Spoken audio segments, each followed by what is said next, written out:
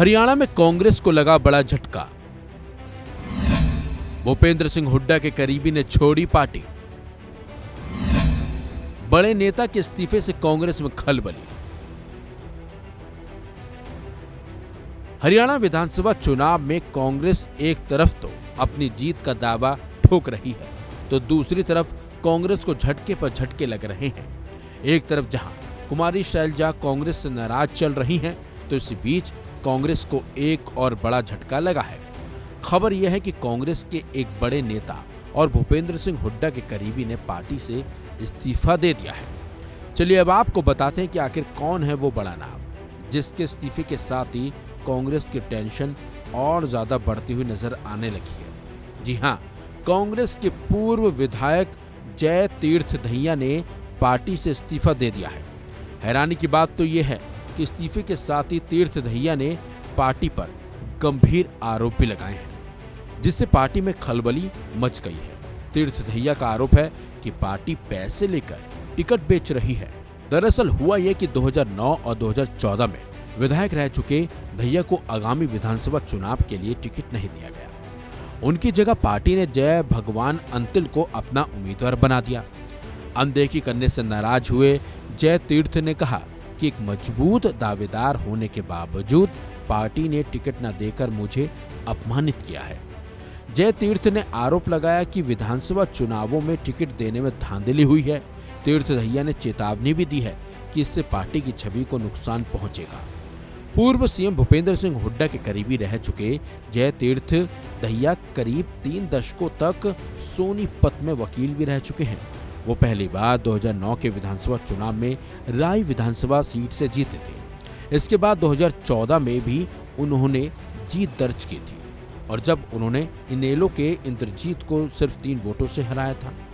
लेकिन तीर्थ दहिया ने जिस तरह के आरोप कांग्रेस पर अब लगाए हैं वो काफी गंभीर हैं, बल्कि पार्टी को इससे बड़ा नुकसान भी हो सकता है। सुनिए तीर्थ दहिया का पूरा बयान, जिसमें उन्होंने अपनी पार्टी को न सिर्फ घेरा बल्कि पार्टी की पोल भी खोल दी है। आपको पता है कि अब हमारे चुनाव आए हुए हैं असेंबली के, और ये भी आपको पता है कि पिछले 10 साल मैं एमएलए रहा राई से, और ये भी लाजपत जी आपको पता है कि इस बार की उसमें मैं भी एक उम्मीदवार था, और मुझे जिस तरीके से जलील करके और पार्टी ने मुझे टिकट नहीं दिया, मैंने आज अपना त्याग पत्र उदयभान जी को भेज दिया बाय पोस्ट। ये उसकी कॉपी है, अगर आप इसको देखना चाहें तो। आपका तो काफी नाम है जी राय विधानसभा क्षेत्र में। आपके पिताजी ने भी काफी मेहनत की, आपने भी। मेरे पिताजी 1952 में यहाँ पहली बार एमएलए का इलेक्शन लड़ा था। 1952 में 52 का मतलब ये है कि देश आजाद होने के बाद वो इंडिपेंडेंट भारत के पहले राय से पहले एमएलए थे कांग्रेस के।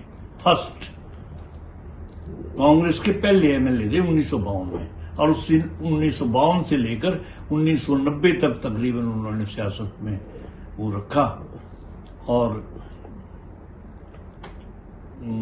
1998 में उनकी डेथ हुई और 2009 में मैं फिर एमएलए बना।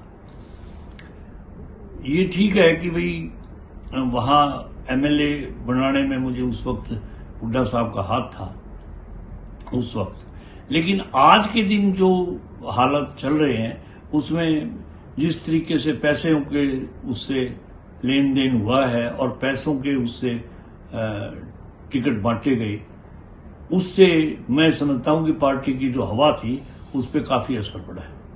तो क्या मानते हैं कि कांग्रेस ने आपके साथ अनदेखी की है या?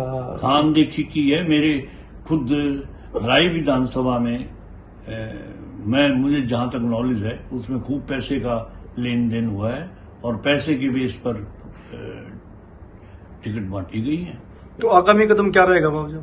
आगामी कदम यह है कि फिलहाल तो मैंने पार्टी छोड़ दी है, और इस इलेक्शन के जो रिजल्ट निकलेंगे उसके आधार पर फिर अपना कोई अगला कदम उठाएंगे।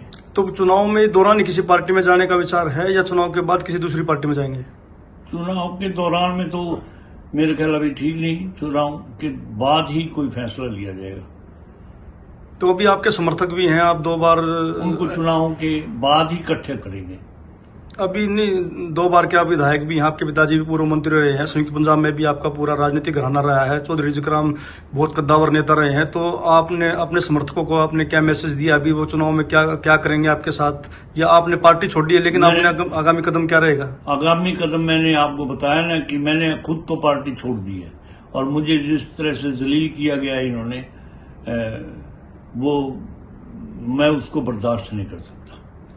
क्या मानते हैं कि इसमें भूपेंद्र हुड्डा को मानते हैं, कांग्रेस को मानते हैं, या दीपेंद्र को आपने काफी नहीं, नजदीक? दोनों बाबू बेटों का पूरा रोल है।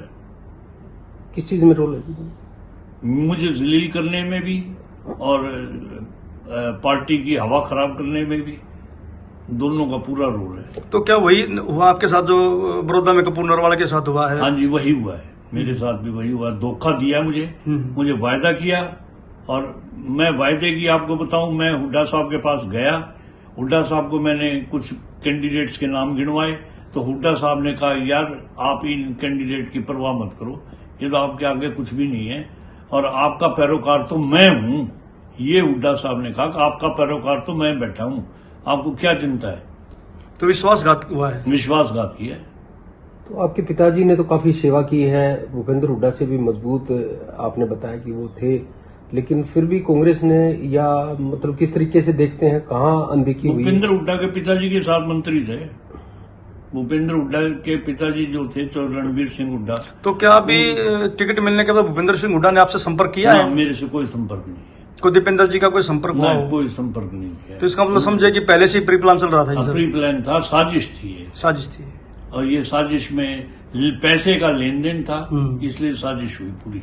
तो आपके पिताजी तो भूपेंद्र हुड्डा के साथ नजदीकी राजनीति में रहे हैं, फिर भी अनदेखी क्यों? मैंने बताया ना, पैसा सबसे बड़ी बात है। पैसे का लेन देन हुआ है, और वो पैसे का लेन देन में